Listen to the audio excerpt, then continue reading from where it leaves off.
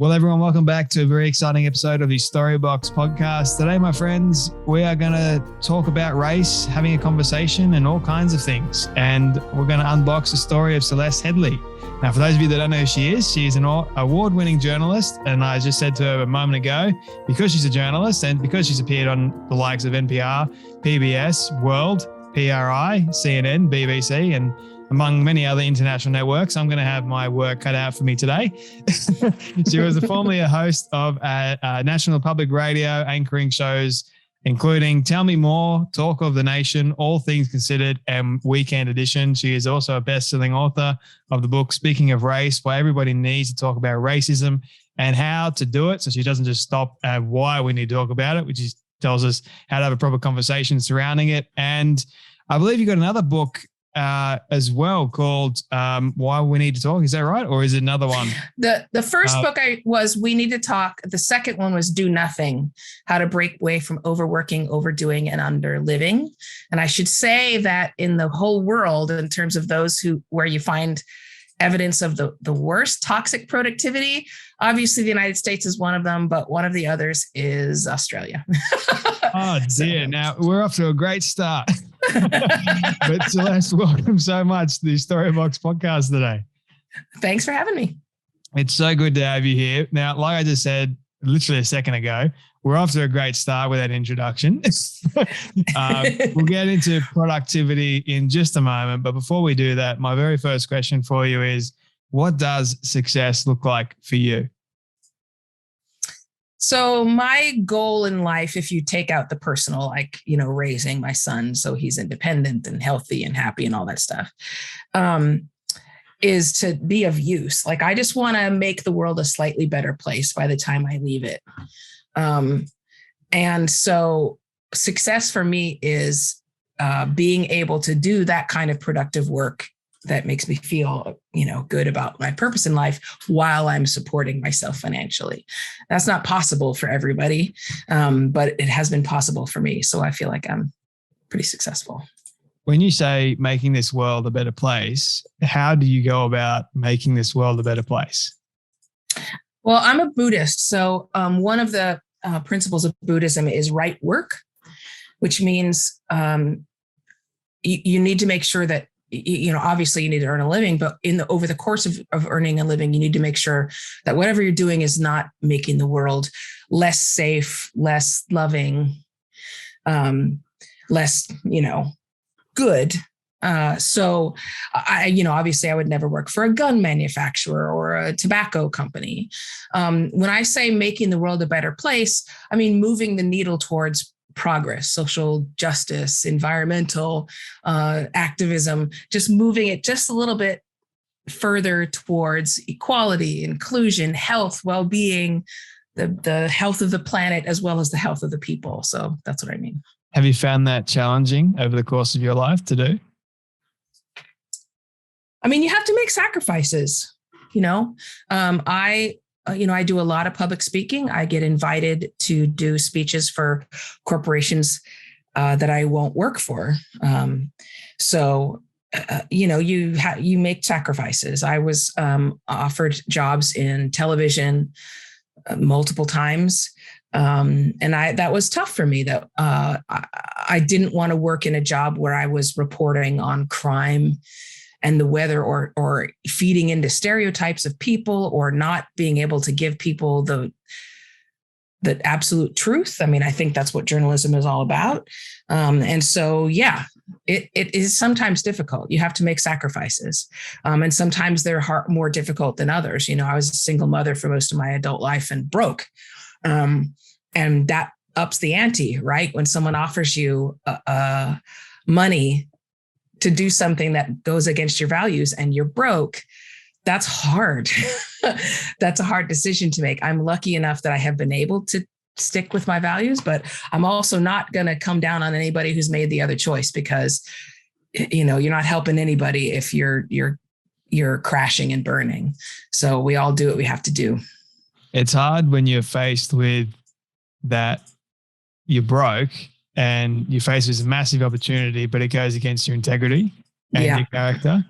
And I've always wondered, so for you, how do you go about making or getting to that decision where, okay, I'm not going to compromise on my integrity here, like no one's going to know but me. I need to support my family here. I need to do what I need to do. How do you make that decision and that sacrifice? Does it ever get easier or no? I don't think so. It does get easier as I became more financially stable and secure, and I could I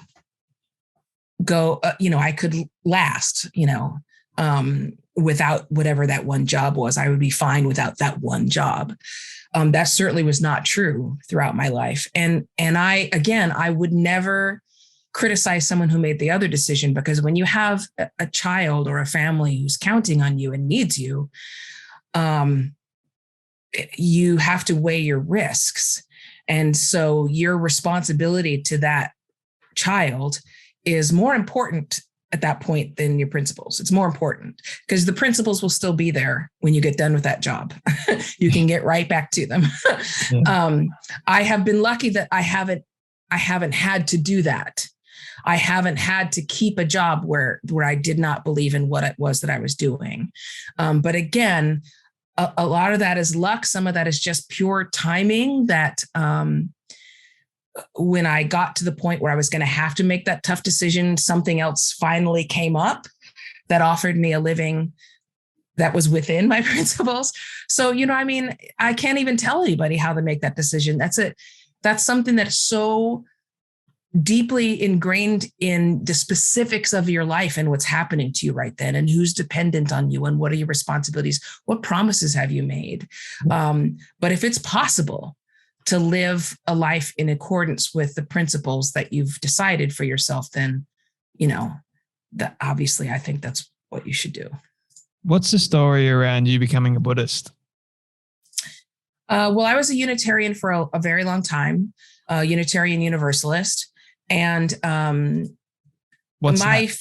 so a Unitarian Universalist, that it's not necessarily a religion, because essentially the way that Unitarian Universalism began was that a Christian community and a Jewish community decide to share the same church, right? Because for Christians, their holy day is on Sunday, and the Jews, their holy day is on Saturday. So they were like, well, why can't we use the same space?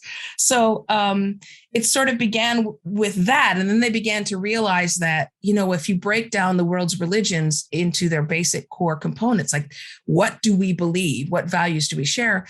A lot of them are quite similar. But the truth is that Unitarian Universalist is a place for people to commune on spiritual subjects. And you can be an atheist and be a Unitarian Universalist.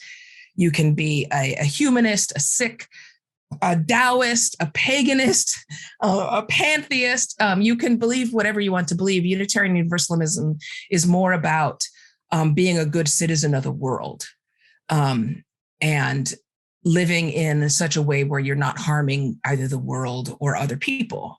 And that's not actually that far off from Buddhism. So in our Unitarian Universalist church in Detroit, where we went for a very long time, there was a Buddhist temple there that would meet, several times a week. And so I started going to their, you don't call them services. I started going to their meditations, and I switched over.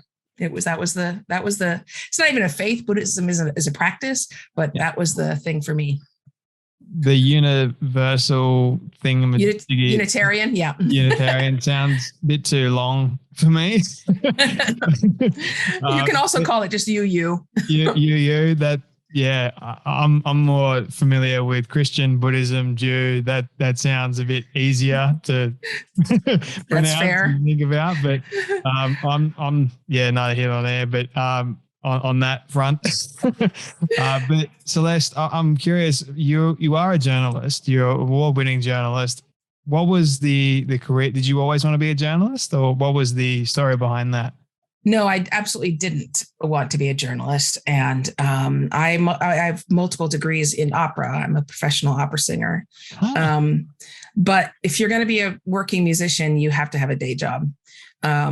so right after I graduated with my master's degree, I was offered a job hosting classical music programs for public radio. And so I started doing that. I really loved it. It turned out I was actually really good on the radio. And so then they started training me to do other stuff on the radio. And they started training me to do reporting and news hosting. And it just kind of grew from there. But the very first TEDx talk I ever gave was called Don't Find a Job, Find a Mission. And it was basically about that, because it would be very easy to say, oh, you're a journalist, you're not even using your classical music degree, although I still do performing. But for me, if you go to the core of what my job is about, radio reporting is about reaching people and communicating to people through the power of your voice. So that's pretty smack dab on the dot in terms of what I was trained to do. So you had natural talent in the art of communication. Exactly. And it just turned out to be something I was really good at. Has your mission changed over the years? I think my mission has broadened out. I think that happens with age. When you're younger, you're so concerned about yourself and what you're going to do and proving yourself, that although, you're idealistic and you want to fight for those who are underrepresented and be on the right side of history and a lot of things, in the end, you're young, you don't have a lot. So you're insecure in many ways, and that's what your dreams are about. I think that as I've gotten older and become safer, also, I just don't care what other people think anymore. That really cripples you as a young person, caring what people think about you. And so that has given me the freedom to broaden out my goals and my mission and include lots of different people and lots of different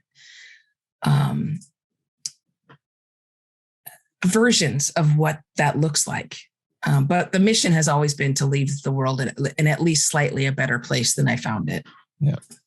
This idea of not caring what people think for a lot of young people, whatever reason it is, it just seems to affect the ages of like your teenage years and early 20s. And then for whatever reason, the moment you hit your 30s, it just drops off the face of the map. It's like you can't think about it anymore. But I'm curious, do you think that how can we help a young person at the moment get to that place early on? Because I think it does cripple them from achieving the things that they want to achieve. Yeah, I totally agree. And I think that part of it is just not giving in to the standard conversation topics that we generally talk about. Don't ask them about how much they're making or who they're dating or what their job is or where they're living. There's other stuff to talk about. Ask them other things, or, don't ask to direct the conversation at all with young people. Let them direct it. Find out what they care about. I think that if you go with young people, and again, this is all based off my own experience, having been a young person. I think young people just get too much advice, and not enough space to come up with their own advice. So here's the thing.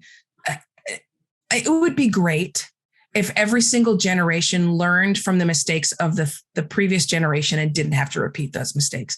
Like, that would be fantastic. If that's the way the human race worked, we would be so advanced by now. I mean, it would be ridiculous, but it isn't.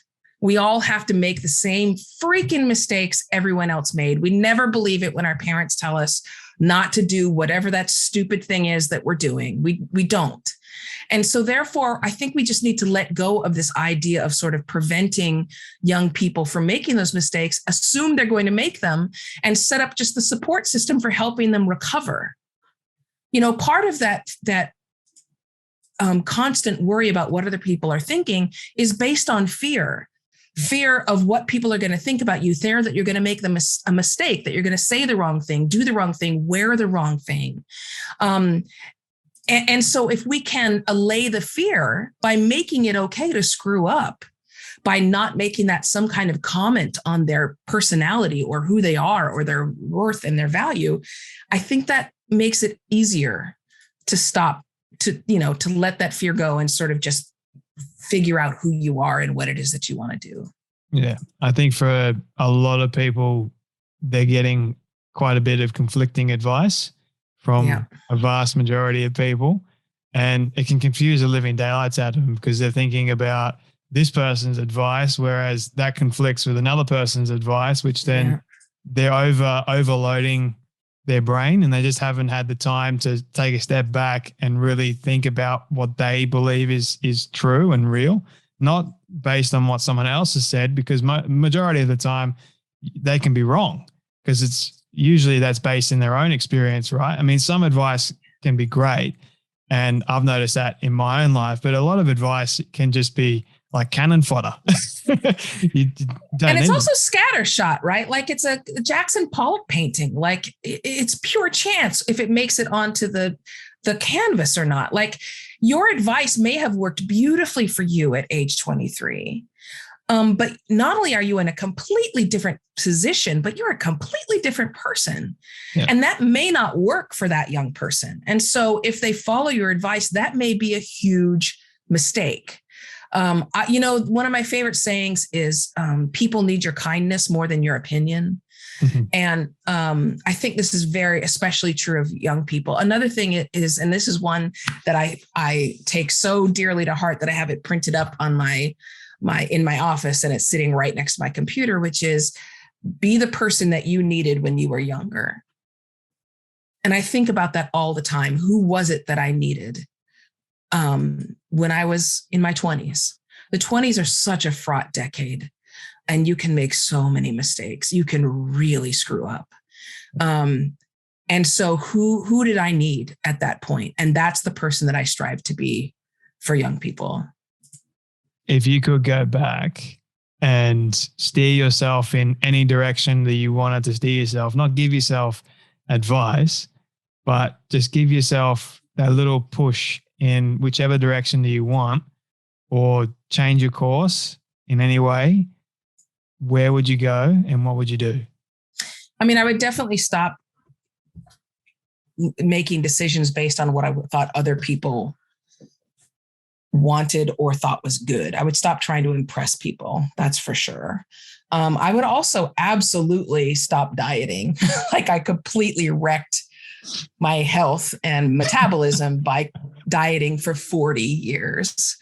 And so those are the two things I would do. I mean, and frankly, the constant dieting, even when I was a model for a short time as a young person, I was still dieting, like on a reduced calorie diet. So I definitely would have rejected that paradigm completely, which is of course part of worrying about what other people think of you. I think, dieting sucks. Yeah. It's really bad for you. Take it from me, from the advice I can give you. It will crash your health. So. I prefer just to eat healthy, eat in moderation, and exercise. And I live a sustainable and healthy-ish life. I don't believe in diets. I believe in what I call the freedom diet. Yeah, I wish I had realized that when I was younger, because at this point, eating healthy and exercising, isn't going to fix stuff, but a little too late. But I'm healthy. I'm extremely healthy. I'm very fit. I wish I'd known this as a young person. Yeah, me too. I mean, honestly, 2016, 2017, I learned the hard way too. I ended up in hospital for 9 days. Oh man. Because of my stupidity. Because I wouldn't listen to people that knew better. I thought I knew better, and they were trying to steer me in the right direction. Yeah. And I thought I knew best, and it just got a bit too extreme on one hand. And it was not a pleasant story. Let me just say that. Yeah. So it never is. No. Yeah. But I mean, I'm grateful that I did go through it at the end of the day, because now I can share that with someone else that may be going through a similar thing and say, hey, here are the warning signs. I'm not here to change your life in any way, because I don't believe I can, but I'm here to share my story in the hopes that you can listen. And I think that's why you do the same thing, Celeste. Am I right? Like you share it in the hopes that people will listen, so that they don't make the same mistakes we made.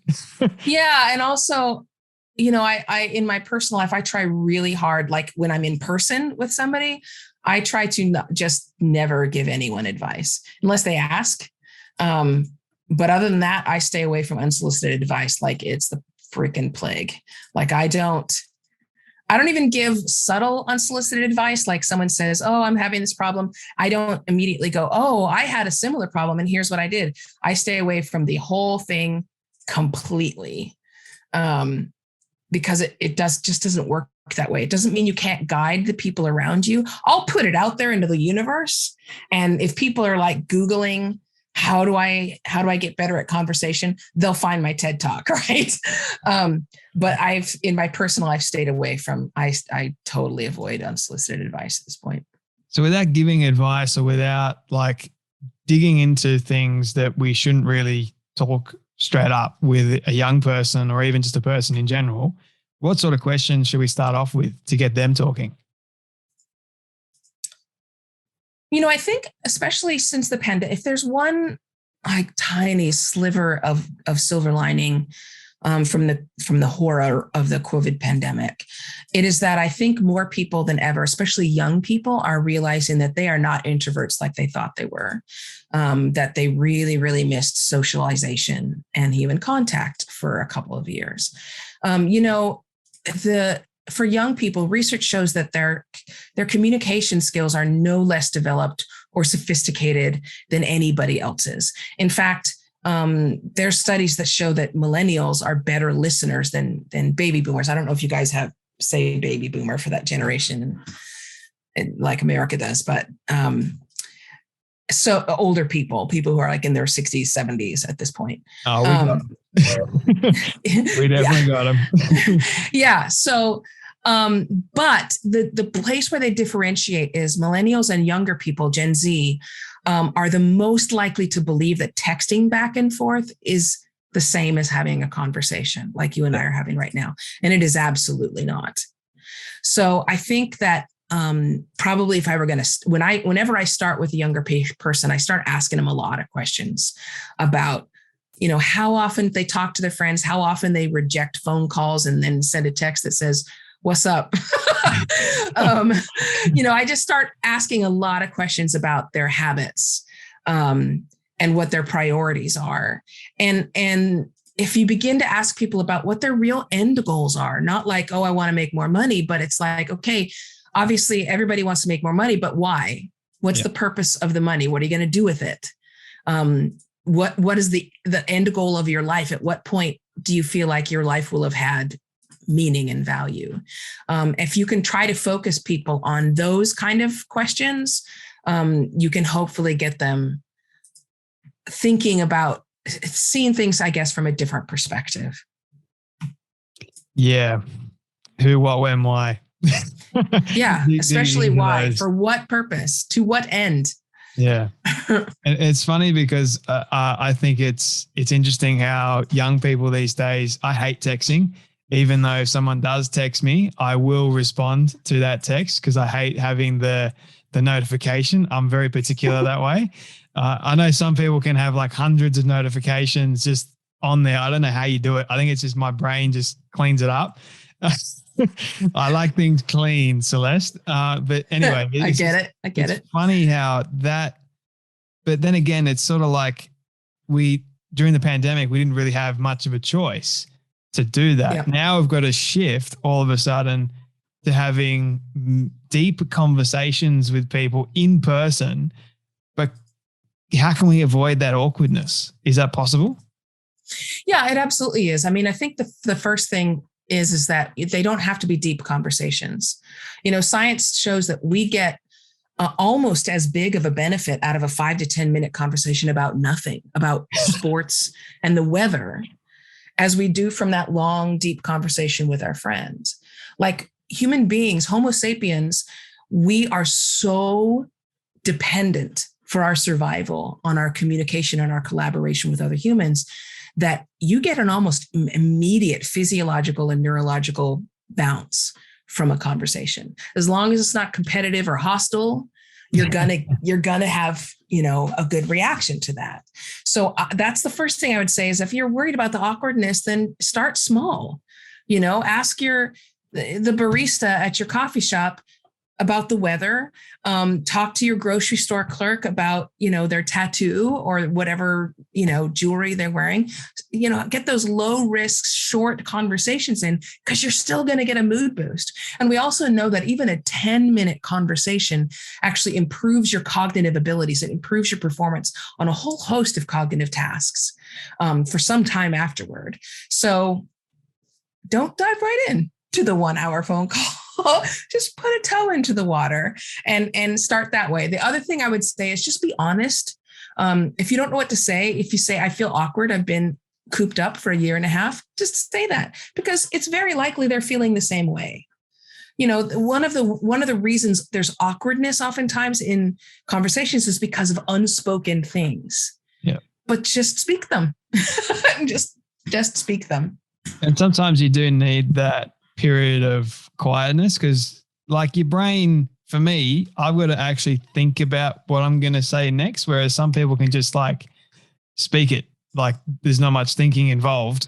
It might sound like, and they just go a million miles an hour, and I'm trying to keep up with them. Like they're asking one question after the next, and then they're trying to focus, and it's just, you're just like, okay, slow down. Give me a second. I need to process everything you just said a second ago. But for me as well, Celeste, I'm not good at small talk. So I like asking people a deep question straight away, and that kind of unnerves them. It can do. So yeah. I've got to try and pick up that skill of the art of small talk. Well, the art of smart talk is the questions you're asking, right? Yeah. Like I was at the TED Summit some years ago, back when we were still doing stuff like that. And this Japanese nuclear scientist came up and he said, I've watched your TED Talk a whole bunch of times and I still don't know how to start a conversation. How do you start it? And I looked at his name tag and it said he was from Kyoto. And I said, so you're from Kyoto, like, do you live in a house or like an apartment? And he said, I live in a house. I said, pardon me, I've only ever been to Tokyo, so I haven't been to Kyoto. I don't know what it looks like. Like, do you have backyards, like with pets, or like, what does the town look like? He's like, the cherry blossom trees and all the temples. I'm like, yeah, but what about where the people live? Like, tell me what the streets look like. And he started talking about it, and I started asking about the seasons. And about 5 or 10 minutes in, I said, that's how you start a conversation. Huh. You just asking them questions about stuff, things they know the answer to that they care about. That's it. That's all small talk is. And as long as you're asking them, again, you're asking questions that they don't answer to, because you never want to make somebody feel stupid, and that they care about. But that's actually super simple to do. Like, I'm wearing a t-shirt that says, I love PBS. I don't know if you can know it. It's the public broadcasting system. It's our public television. It's our American form of the BBC TV. Uh-huh. So it's very easy to walk up to me and either say, what is PBS? Or say, do you actually love PBS? Or did you get that free at a conference? Right. And then I'll start telling you about my relationship with PBS. Like, that's all that small talk is asking other people questions that they can answer and letting them talk. And I did my best when we first met, because I never met you before. So we complained about the weather. Yes. Yeah. And it works just fine, right? I'm glad that it did. Because I was like, yeah, I was trying, Celeste. I was trying my best. You did a good job. I'm glad that I did. I mean, it's funny because when you start a conversation with someone, like here in Australia, I don't know what it's like in America. It might be different, but when I see my friends and I haven't seen them in a while, or I've seen them like, say, a couple of days, like in consecutive days, and you go, oh, hi, how are you? Long time no see, that sort of thing. I literally saw you yesterday and we've had a massive conversation for hours on end. And it's kind of like, I'm worried about what am I going to talk about next? Like, I've spoken about quite literally everything I've thought about here. I thought I've dived into a lot of areas, but how do I continue this conversation if I feel like I'm stuck? Is that even possible? Or do I just leave it and let that person go? No, that's the point at which I just start asking them more questions. And it can be a completely random question. Like, what do you think is the most fun word to say Like, I think smock is really fun to say. Smock. Yeah, I like to say smock. Smock, smock, smock, smock. That's just fun to say.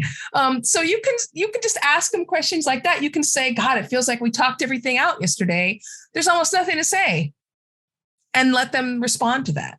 I mean, again, when I talk about saying the stuff out loud, it's okay to say those things. You know, there's this brilliant study, and the study report is called The Liking Gap. And essentially, they were trying to figure out what gets in the way of people having conversations with each other. If it's so beneficial for us physically and emotionally and physiologically, neurologically, why do we keep avoiding it? And essentially, the researchers studied all different kinds of people who just met, people who'd lived together for a year. And their final takeaway was that, you know what, people like you more than you think. Yeah. And they enjoy talking to you more than you realize. And what's getting in the way is your own self-consciousness. Most of us are so wrapped up in worrying about how we're coming off. Like, was that funny? Do they think I'm stupid? Why did they make that face? Oh God, they hate me. Why are they looking at my shoes? Are these shoes dumb?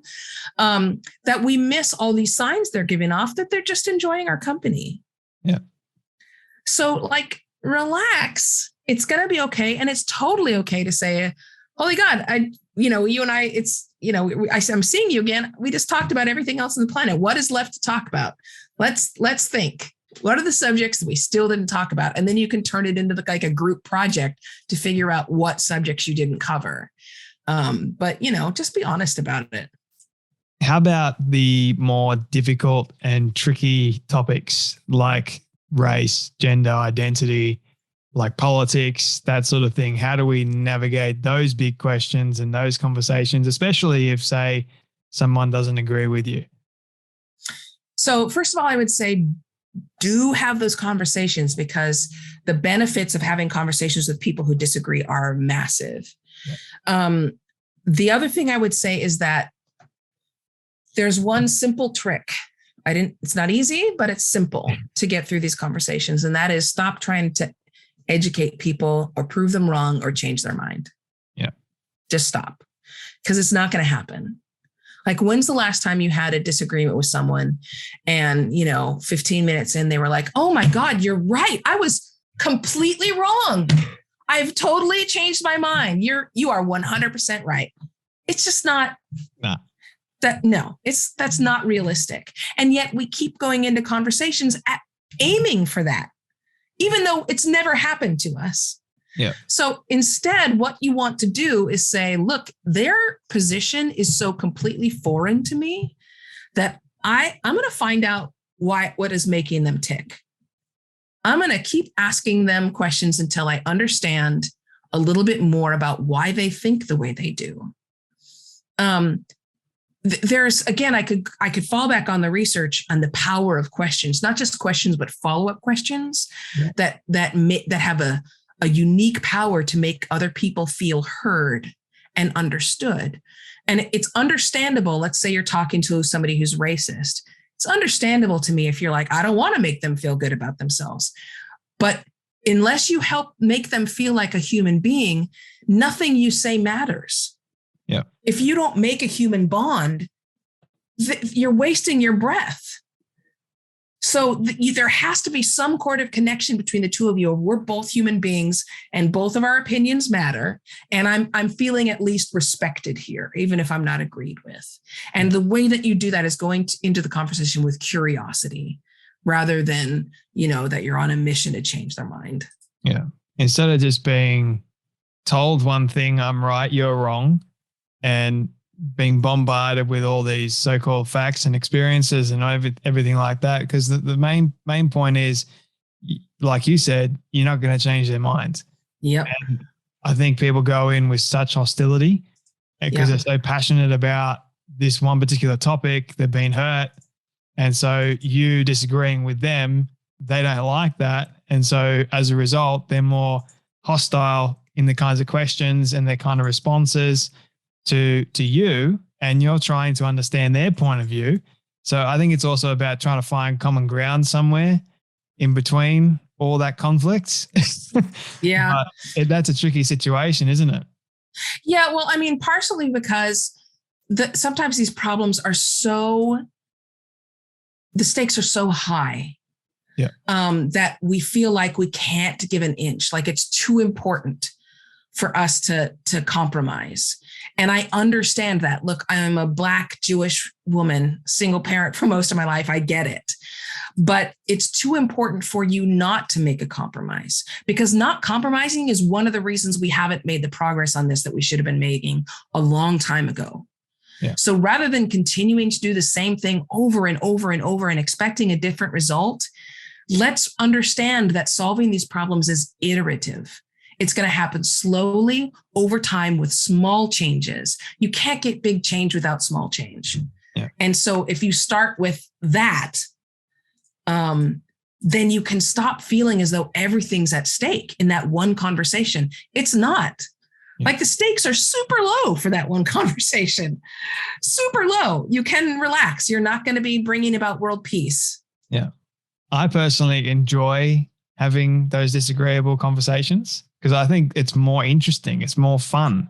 You get to ask them more and more questions to understand their line of thinking. And maybe you might ask them a question that they've never thought about before, which then starts them going into that process of learning something else or more.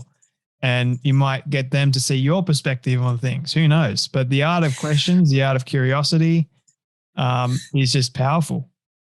So I have to have a little caveat here. You're a white guy, right? Yes, I am. So that whole process is probably easier for you, which is great because you're exactly the kind of person that we need speaking up for the underrepresented. Like that is exactly what we need you to do. But it's probably a little easier for you because your safety isn't on the line in most cases, right? That is true. So the fact that it's easier for you, the fact that you're more likely to be believed than a woman, and especially a woman of color, makes it so much more important that you continue to have those conversations. Like it's awesome that you're doing that because you're in a better position to change minds than I am. Yeah. But it does make it a little easy for you. Well, hopefully it makes it easier for those people that find it difficult to have those conversations, right? Like that's, I think, where my mind goes to it, at least. Hopefully I'm making a little bit of a difference in a positive way in that respect so that it opens up the conversation so that people aren't living in fear to ask questions and so forth. But I'm enjoying this conversation immensely, but I know that your time is very valuable. So I'll ask you a few more questions if that's all right with you, Celeste, and then we'll sort of wrap things up. But what has been let me ask you this question instead because I like it better. What do you love the most about yourself and your story? I love my resilience. I've been kicked in the teeth a bunch of times. I'm not comparing my story with anybody else's. Other people have had it worse. That goes without saying. But it has not been easy. And I have stayed on my feet. I have kept my promises. I have more than survived. I've thrived. And that's my favorite part of me. Mm. Where can people find you, Celeste, and read your books? You've got Speaking of Race and We Need to Talk as well. You got a few other books, and I believe. Do Nothing, yeah. Do Nothing. The books you can find pretty much anywhere. I'd love it if everyone supported independent bookstores. But the easiest way to find me, I mean, I think the only social media I'm really active on is Twitter. And it's just Celeste Headlee, or my website is celesteheadlee.com. Super simple. What's next for you, Celeste? So I'm actually working on a book about my great grandmother's life, who was born on a slave plantation in Georgia and went on to found the very first library for Blacks in the state of Arkansas. And she had a remarkable life, but she also represents a whole generation of Black women in the United States who were really focused on literacy and made it their mission to, as a group, teach all of the people of color in the United States how to read and how to vote and lift them out of poverty and powerlessness just through the power of reading. And that story has just been forgotten if it was ever really known broadly. And so that's my next project. Wow. When do you think that's going to come out? Or when do you hope That one's a lot of research. I mean, that's going back through archives and stuff. So I'm thinking that's going to be a few years. Wow. I mean, that is exciting. I love those sort of stories, those resilience and ones that just, push through and make a way for other people. I mean, and she started a library, which I love books. So I know. even better. Right. It's a win-win. I mean, amazing. But Celeste, this is my final question for you. This is my all-time favorite question. I love asking all my guests at the very end. It is a hypothetical one, but I want you to imagine with me for a moment that you've been able to reach the age of 100. All your friends and your family have decided to put together a film for you of everything you've ever said and everything you've ever done. Don't ask me how in the world they've done it all. I know we'll call it magic for the sake of argument. But they've been able to get it and show it to you on your 100th birthday. What do you want that film to say and to show about your life? Oh, God, I don't want it to have everything I've ever said. I've said a lot of stupid things. I hope it shows that I was always a work in progress. I mean, I hope it shows that I got better as the years went by. That's what I hope it would show, that, no, don't stop watching it. I realize she's unlikable now, but it does get better. That's what I would hope for. I mean, that's a great hope. In all honesty. Celeste, thank you so much for your time today, your stories, your wisdom, your advice, and for joining me today on the Storybox podcast. I've enjoyed speaking with you. I've enjoyed it too. Thanks.